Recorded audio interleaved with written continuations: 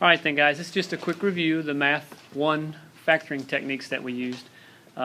Greatest common factor is always the very first thing that you want to check for. Okay? Greatest common factor. So we're looking at this first one up here on the upper left. I know it was hard to read. I'll rewrite it.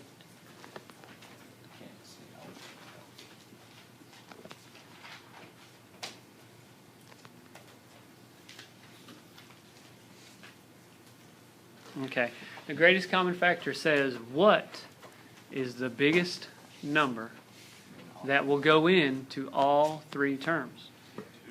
And 2. 2 will definitely go into all three terms, won't it? So I'm going to take out a 2. But is there any variable that will also work? And there's an x. So some people write it as dividing each term by 2x by the GCF. Some people don't. You know, I don't know which way your Math 1 person did it.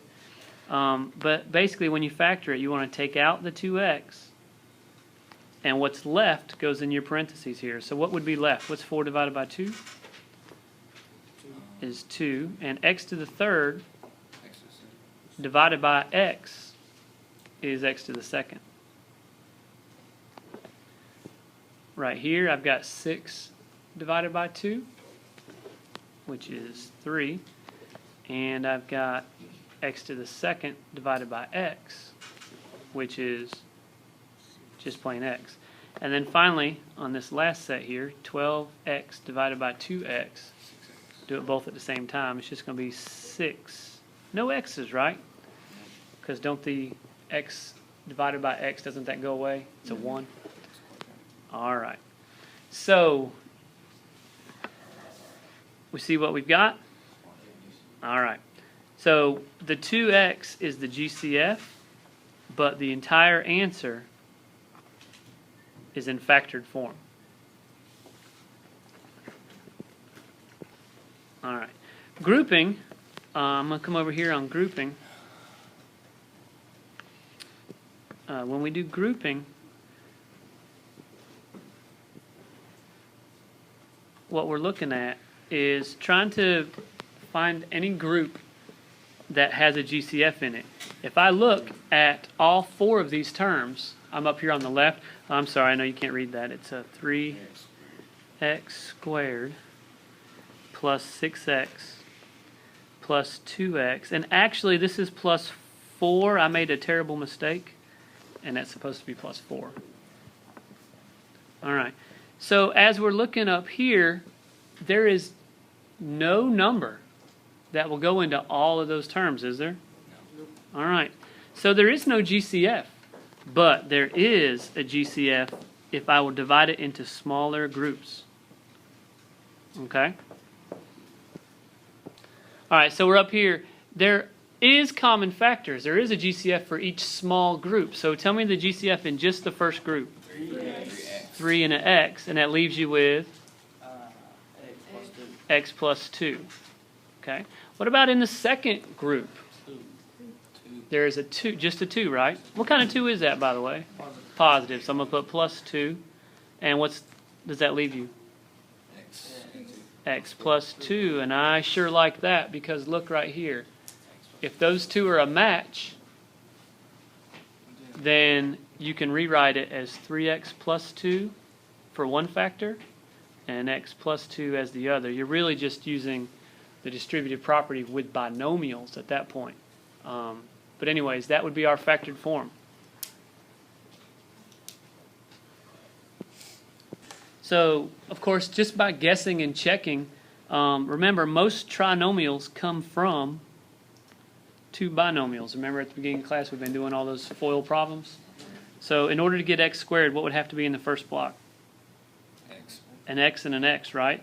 And now to get the last block, that's when you had to think about what are all the ways to get 12, negative 12, that'll add to give you negative 4. And, you know, you've got 1 and 12, and negative 1 and 12. You got 2 and negative 6, negative 2 and 6, 3 and negative 4, and negative 3 and 4. And one of those ways will add, one of these ways here will add to give you, this middle term right here, right? Which one is it? 2 and negative 6, so I put x minus 2, x, oh, that's backwards. Oh, I said it right, but I wrote it wrong. There we go. And then that's it. Really, that's a guess and check method.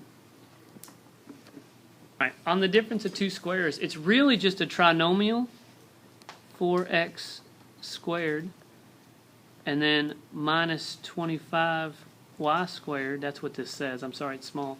It's really just a trinomial with a 0 in the middle. So how do you get 0 in the middle? What's the only way to get something to go away? Carefully. Uh-oh, got to think here. The only way to get something to add to 0, you want to add the opposite of yourself, right? So like 5 and negative 5, 4 and negative 4, 6 and negative 6. So I need these two binomials to be exactly the same, but one of them to be a plus and one to be a minus. So how do you get 4x squared? It's got to be right here. 4x squared, that's a perfect square. What times itself will give you 4? 2. What times itself will give you x squared? X. So it's actually 2x times 2x. A little sloppy. All right. And what about this other over here? What times itself will give you 25? 5. And what times itself will give you y squared? So it's really plus 5y and subtract 5y. And if you multiply that out, you're going to get 4x squared minus 25y squared. And those middle terms will cancel. Then you've got your combo problems. Okay, that's when you just got more than one thing to do at a time. X to the third plus 3x squared minus 54x. The first thing you always check for is what? GCF. Right? Greatest common factor. Is there a greatest common factor here? Yeah, what goes into all of those? X. And that leaves you with x squared plus 3x minus 54. And now you can use any method you choose. You can use your guess and check method. You can use your grouping method. Whichever you choose. Can anybody just kind of look at this and see if they can figure out what times it's what will multiply to give you negative 54, and at the same time add to give you 3.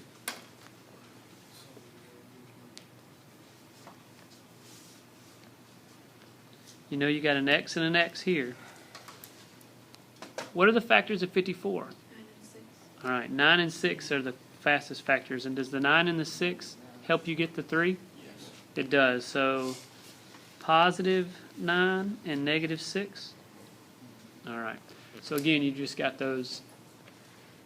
This other combo over here is probably the trickiest one because it has a leading coefficient that's different than, it's not 1. It's got a 6 out front. And those are normally the most troublesome ones. Okay? Whenever you have that, you want to handle that by multiplying the first term and the last term together, and that's going to give you negative 30. Negative 30 actually is your target. Okay? On all the other problems, your target, like over here, it was the negative 12 was your target. On this one, it was the negative 54 was your target. But that's because the leading coefficient out here was a 1, and up here it was also a 1. Well, now I have a leading coefficient of 6. So when you multiply that 6 times negative 5, your target is negative 30. What two numbers are going to give me that negative 30? And also add to give you 13.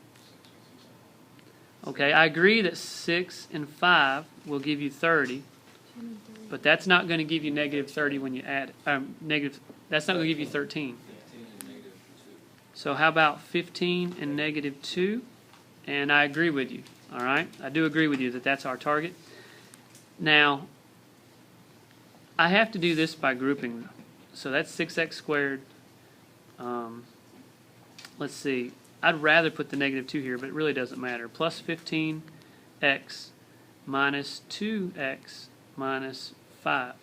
Now, notice what I did. I took the 13 and split it up, because if I were working this problem as a multiplication, wouldn't these normally be like terms I put together? Yes. But I'm working it backwards, so instead of putting them together as like terms, I'm splitting them up. But that leaves me with groups that have common factors. So what's the common factor in this first group? You said it's an x? You sure? I think it's a 3. Yeah, 3x, right? And that leaves you with 2x plus 5. Is there a common factor in the second group? Little confusing. Okay, it's actually a -1 there. Okay. You can take out a -1, and that will leave you with positive 2x. And let's see, if I take out a -1 right here, that'll give me a positive 5. And do I like that? Sure I do, because look what happens. Again, you've got these two that match. So your final answer is 3x minus 1 and 2x plus 5.